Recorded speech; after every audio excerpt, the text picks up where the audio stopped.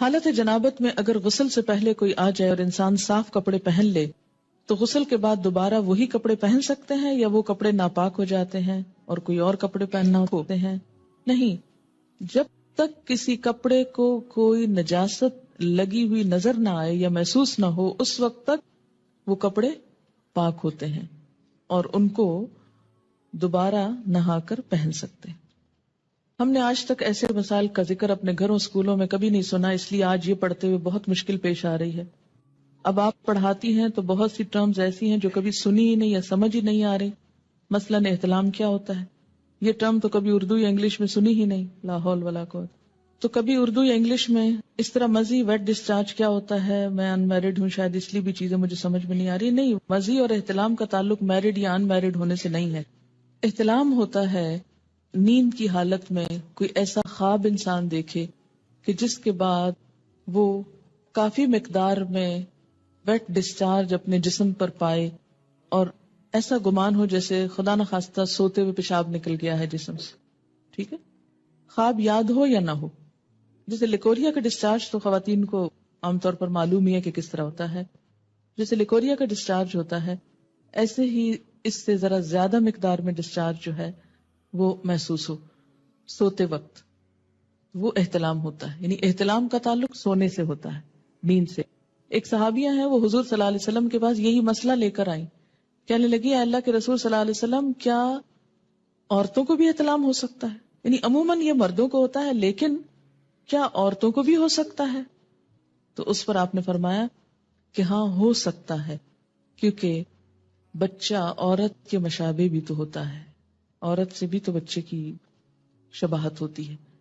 ٹھیک ہے، تو سیکشل انٹرکورس کے بغیر اگر نیند کی حالت میں کوئی خواب دیکھنے یا نہ دیکھنے پر ایسا پانی انسان دیکھے کہ جو زیادہ مقدار میں ہو، عام نارمل روٹین میں جیسے لیکوریا وغیرہ تھوڑا بہت سپاٹنگ ہو گئی، وہ نہیں، زیادہ مقدار میں، اس کو احتلام کہتے ہیں۔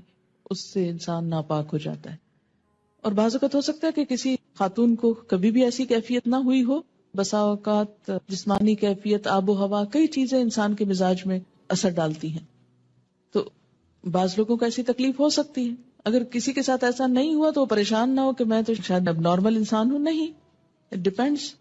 مزی عام طور پر لفظ جو ہے یہ ویٹ ڈسچارج جیسے لیکوریا ہوتا ہے ایسے ہی ہوتا ہے، لیکن یہ جاگتے ہوئے ہوتا ہے، یہ نیند کی حالت میں نہیں، یہ جاگنے کی حالت میں ہوتا ہے۔ اور اس میں عموماً ایسا ہوتا ہے کہ مثلاً کوئی ایسا سین آپ نے دیکھا ہے ٹیلی ویژن میں، یا ایسی کوئی کتاب پڑھی ہے، یا کوئی بھی ایسی چیز کہ جس سے جسم کے اندر خلل آتا ہے، یعنی انسان کے ایموشنز جو ہیں وہ ڈسٹرب ہوتے ہیں، تو ایموشنز کے فرق سے یہ ڈسچارج ہوتا ہے۔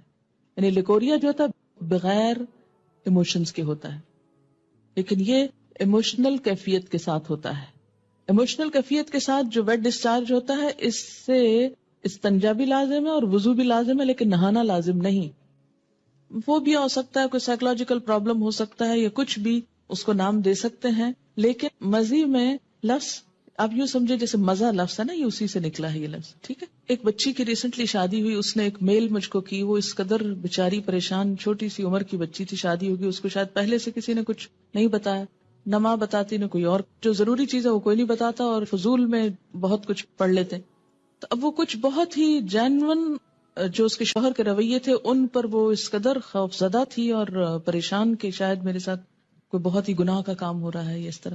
تو ایسا کیوں ہے؟ اس لیے کہ یا تو اس کو اتنا چھپایا گیا اور بتایا ہی نہیں گیا، یا یہ ہے کہ بلو پرنٹس بچے چھپ چھپ کے دیکھیں تو ماں باپ کو خبر نہ ہو۔ ان رویوں میں بہت نارمل اور بہت فطری انداز میں، نیچرل انداز میں آپ کو بہیو کرنے کی ضرورت ہے۔